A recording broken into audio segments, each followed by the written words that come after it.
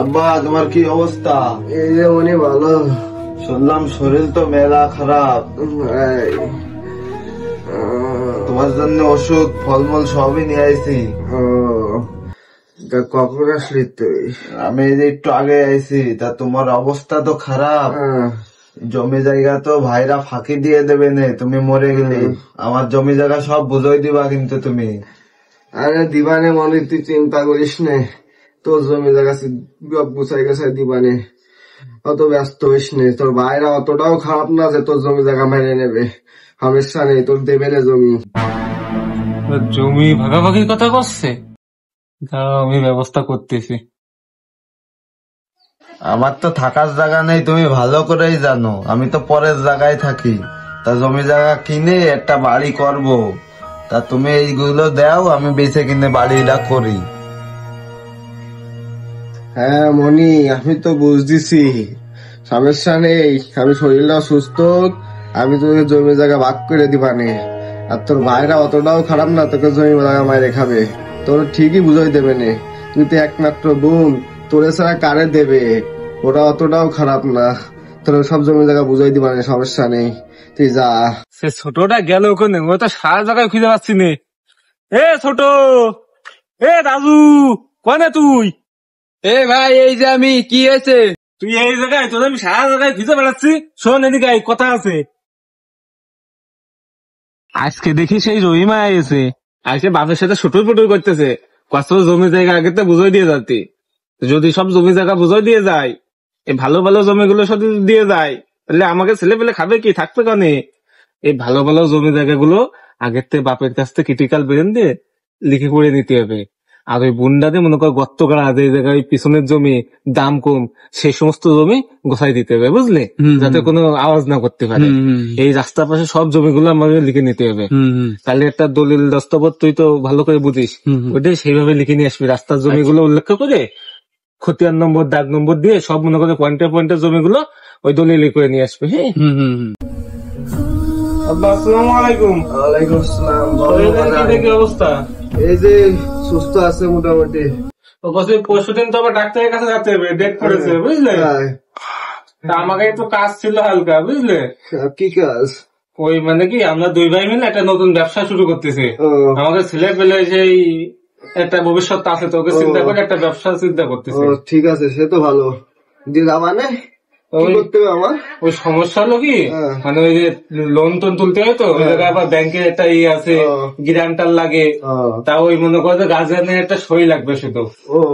সমস্যা নেই, দিবারে বললাম তাহলে একবারে ডাক্তার দেখে দিলে অমিতে দিয়ে আসবে না। আচ্ছা আচ্ছা আব্বা, তোকে ভালো তো আমারই ভালো।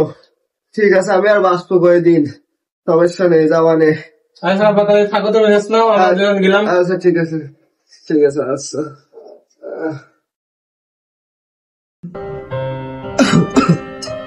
চলো, শুধু সইটা দিয়ে চলে আসবা তুমি। ঠিক আছে।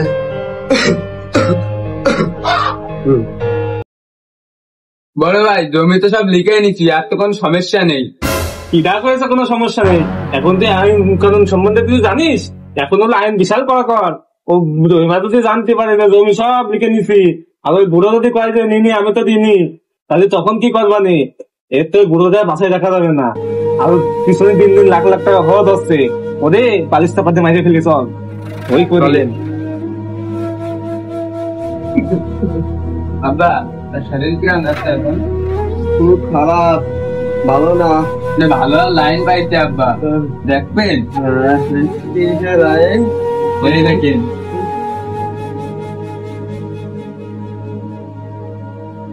বুড়ো মনে হয় সে কান্দা শুরু কর, কান্দা শুরু কর, কান্দা শুরু কর। মরে গেলে আমাকে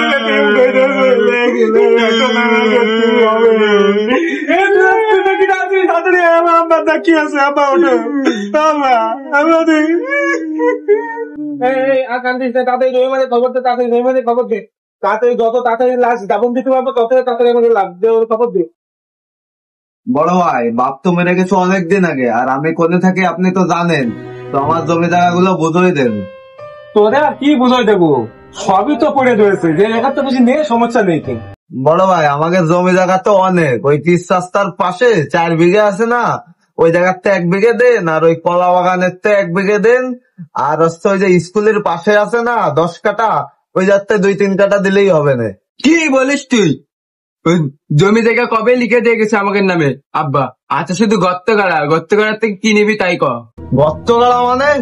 আমার 4 বিঘে জমি ছিল, তারপর কলা বাগান ছিল, ওইসব জায়গাতে কবে আব্বা আপনাকে লিখে দিয়েছে? তুই কি বাপের তে বেশি বুঝিস? উনি যা মনে করেছে ভালোই মনে করেছে, তাকে ছেলে আমরা ভালো ভালো জায়গাতে তো আমাকে দিয়ে যাবে, আর ওইসব তো আমাকে লিখে দিছে। আমরা কি তোকে সেটাই করতেছি? মনে হচ্ছে আমরা জোরকে লিখে দিচ্ছি। সিটারে করেছেন কিনা তা আমি জানি, আমার বাপ তো ভোলা ভোলা, কিভাবে লিখে রেছেন তা আপনারাই জানেন। তুই কি করতে চাচ্ছিস? কি আমরা কি নীতি চাইলাম?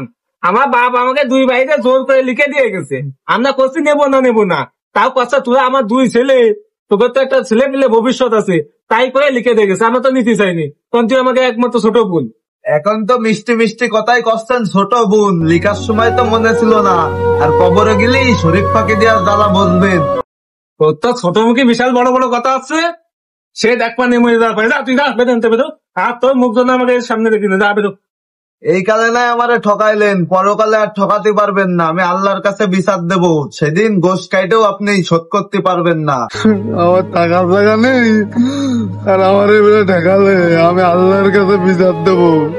এই কালে না পাই, পরকালে ঠিকই বিচার পাবো। এখনকার মানুষ স্বার্থের জন্য ভাই বোনকে ঠকিয়ে দেয়, তাদের অবস্থান বুঝতে চায় না, তাদের স্বার্থটাই বুঝতে চায়।